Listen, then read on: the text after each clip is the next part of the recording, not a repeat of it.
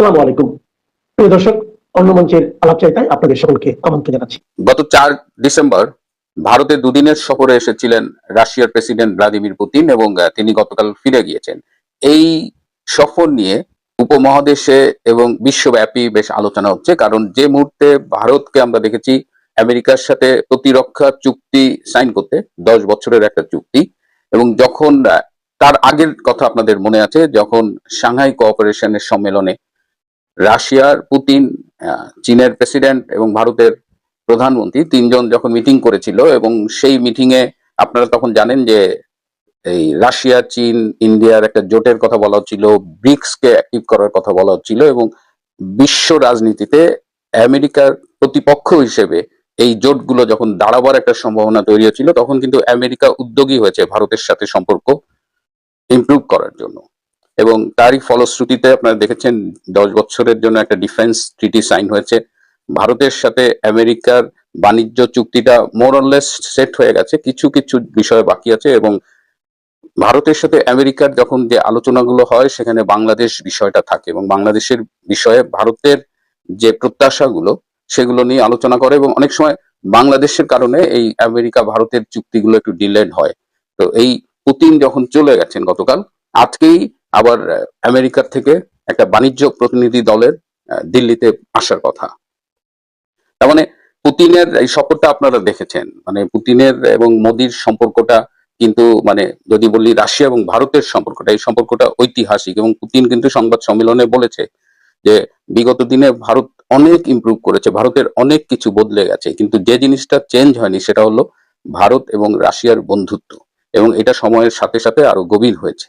এই স্টেটমেন্টটা খুব ইম্পর্টেন্ট, এবং যারা দক্ষিণ এশিয়া কিংবা ইন্ডো প্যাসিফিক রিজিয়নের রাজনীতির খোঁজ রাখেন, জিও পলিটিক্সের খোঁজ রাখেন, তারা নিশ্চয়ই অনুধাবন করবেন যে এই মুহূর্তে ভারত রাশিয়ার এই সম্পর্কটা, এবং পুতিনের আরো কয়েকদিন পরে ভারতে আসার কথা ছিল, কিন্তু সেই সফরটা তিনি এগিয়ে এনেছেন।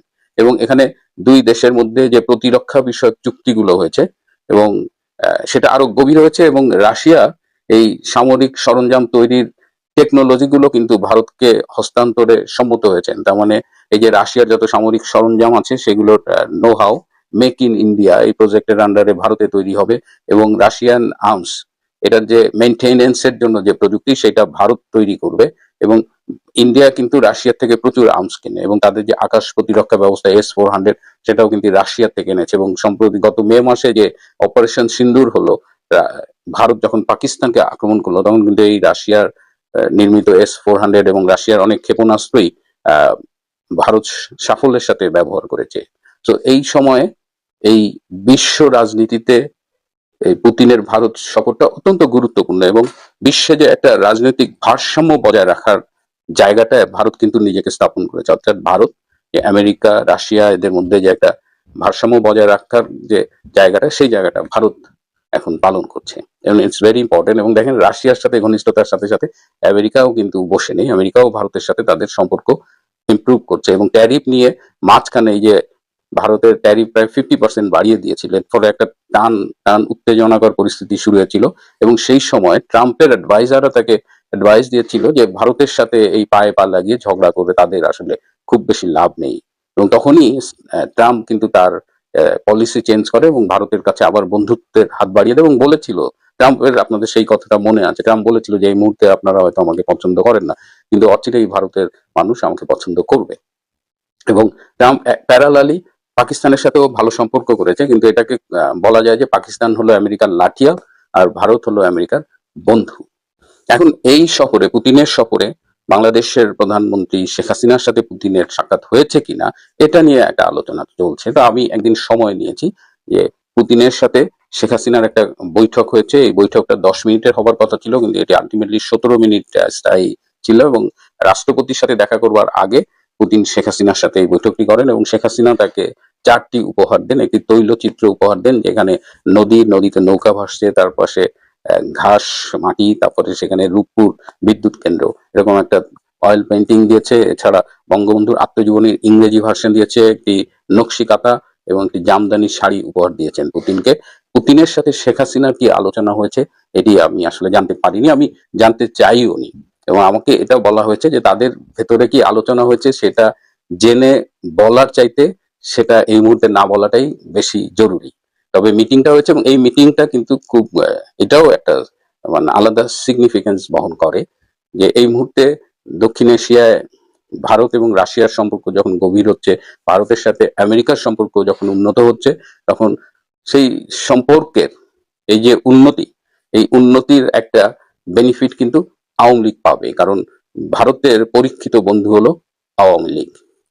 ভারত আওয়ামী লীগকে তার পরীক্ষিত বন্ধু মনে করে, কিন্তু বাংলাদেশের বাস্তবতায় ভারত বিরোধী রাজনীতি বেশ জনপ্রিয় একটা অংশের মধ্যে, এবং ভারত বিরোধী এই রাজনীতিটা করে বেসিক্যালি জামাতে ইসলাম, বিএনপি এবং আরো কয়েকটি ইসলামপন্থী দল। আওয়ামী লীগকে আমি দেখেছি যে তাদের ভারতের প্রতি তাদের অবস্থানটা তারা কিন্তু নিজেরাই বেশ মাঝে মধ্যে দ্বিধান্বিত থাকে। আমার মনে আছে 1990 সালে তখন আমি ঢাকা মেডিকেল কলেজে পড়ি, তখন দিল্লিতে IPPNW, international physicians for the prevention of nuclear war, এই পারমাণবিক যুদ্ধের বিরুদ্ধে ডাক্তারদের একটা ইন্টারন্যাশনাল অর্গানাইজেশন আছে, সেইটার একটা সম্মেলন হয়েছিল এবং সেই সম্মেলনে বাংলাদেশ মেডিকেল অ্যাসোসিয়েশনের নেতৃবৃন্দ গিয়েছিল এবং আমরা বিভিন্ন মেডিকেল কলেজের ছাত্র নেতারাও গিয়েছিলাম। তো সেই মিটিং এ প্রধান অতিথি ছিলেন ভারতের সেই সময়ের প্রধানমন্ত্রী VP সিং এবং বিশেষ অতিথি ছিলেন বাংলাদেশ আওয়ামী লীগের সেই সময়ের সভানেত্রী শেখ হাসিনা। কিন্তু শেষ মুহূর্তে শেখ হাসিনা সেই সম্মেলনে যাননি। কেন যাননি? বলা হলো যে শেখ হাসিনা গেলে বলা হবে যে এমনি সে ভারতের লোক বা প্রো ইন্ডিয়ান, এটা একটা সমালোচনা আছে, সুতরাং এটা গেলে এই সমালোচনা আরো বাড়বে। এই জায়গাটায় আমি একটু কথা বলতে চাই, কারণ আমি নিজেও ভারতে 2 বছরের বেশি পড়াশোনা করেছি। আমি দেখেছি যে ভারত এমন একটা প্রতিবেশী যার কাছ থেকে আমাদের উপকৃত হওয়ার অনেক কিছু আছে, যার সাথে সুসম্পর্ক রাখলে আমরাই দিনের শেষে উপকৃত হব। কিন্তু ভারতের সাথে আমাদের এই সম্পর্ক নিয়ে একদল যেমন ভারত বিরোধিতা রাজনীতি করে, আরেক দল তেমন মানে অস্বস্তির মধ্যে থাকে যে আমাদের ভারতের দালাল বলবে। এবং আমি এটাও দেখেছি যে বাংলাদেশের মানুষ আসলে অনেকেই জানেন না যে ভারতের সাথে আমাদের কোথায় বন্ধুত্ব হওয়া উচিত এবং ভারতের কোন জিনিসগুলো আমাদের জন্য জরুরি না। আপনি যদি বাংলাদেশে দেখেন, আমরা ভারতীয় সিরিয়াল দেখার জন্য উদ্গ্রীব হয়ে থাকি, বাংলাদেশের ঘরে ঘরে ভারতীয় চ্যানেল, এটা খুব জরুরি না। ভারতীয় বস্তা পচা চ্যানেল দেখাটা জরুরি না, কিন্তু ভারতের যদি বিজ্ঞান, প্রযুক্তি, শিক্ষা, স্বাস্থ্য ব্যবস্থা এই বিষয়গুলো দেখেন, এইখান থেকে আমাদের নেবার অনেক কিছু আছে। ভারতীয় উপর আমরা বিভিন্ন নিত্য প্রয়োজনীয় পণ্যের জন্য নির্ভরশীল। সুতরাং ভারতের সাথে যদি আমাদের একটা বন্ধুত্বপূর্ণ সম্পর্ক থাকে, সেটা কিন্তু উভয় দেশকেই উপকৃত করবে। সুতরাং আওয়ামী লীগের আমার কাছে মনে হয় যে ভারতের ব্যাপারে, সম্পর্কের ব্যাপারে খুব স্পষ্ট একটা অবস্থান থাকা উচিত। এই বিরোধীরা কি বললো, কারণ ভারত বিরোধিতা যেমন একটা রাজনীতি, ঠিক বাংলাদেশের পক্ষে প্রতিবেশীর সাথে সুসম্পর্ক বজায় রাখা এটাও একটা রাজনীতি, এবং এই রাজনীতির বিষয়ে আওয়ামী লীগকে খুব স্পষ্ট একটা অবস্থান নেওয়া উচিত। এবং আজকে যে পুতিনের সাথে এই শেখ হাসিনার বৈঠক হলো বা এই যে ভারত রাশিয়ার সম্পর্ক, এটার বেনিফিট আমি একটু আগেই বললাম যে এটার বেনিফিট কিন্তু আওয়ামী লীগের ঘরেও যাবে। এবং আপনি যদি রোহিঙ্গা সমস্যার কথা ভাবেন, মিয়ানমারের সাথে রাশিয়া এবং ভারতের সুসম্পর্ক রয়েছে, সুতরাং সেই সম্পর্ককে কাজে লাগিয়ে এই রোহিঙ্গা সমস্যা সমাধানেও ভবিষ্যতে কাজে লাগতে পারে। সো আজকে বাংলাদেশ আওয়ামী লীগ রাজনৈতিকভাবে যে প্রতিকূলতার মুখোমুখি আছে এবং পর্দার আড়ালে যে খেলাগুলো চলছে, ভারতের সাথে আমেরিকা, ভারতের সাথে রাশিয়া এবং বাংলাদেশ নিয়ে এই দুই বৃহৎ শক্তির রাশিয়া এবং আমেরিকার আগ্রহ এবং তাদের তৎপরতা সব মিলিয়ে আগামী দিনে কিন্তু বাংলাদেশের রাজনীতিতে একটা পরিবর্তন আসার সম্ভাবনা তৈরি হয়েছে, এবং সেই পরিবর্তন এলে তার থেকেও আওয়ামী লীগ উপকৃত হবে। সুতরাং এই যে পুতিন যে ভারত সফর করে গেলেন এবং মোদী, শেখ হাসিনা সহ আরো অনেকের সাথে মিটিং করেছেন, এই মিটিং এর একটা প্রভাব দক্ষিণ এশিয়ার এবং ইন্দো প্যাসিফিক অঞ্চলের রাজনীতির উপরে যেমন পড়বে, বাংলাদেশের উপরে পড়বে, বাংলাদেশ আওয়ামী লীগের রাজনীতির উপরেও সেটা পড়বে। আমাদের শুধু এখন অপেক্ষা করতে হবে এই প্রভাবগুলো কিভাবে পড়ে সেটা দেখার জন্য। প্রিয় বন্ধুরা, আজ এ পর্যন্ত।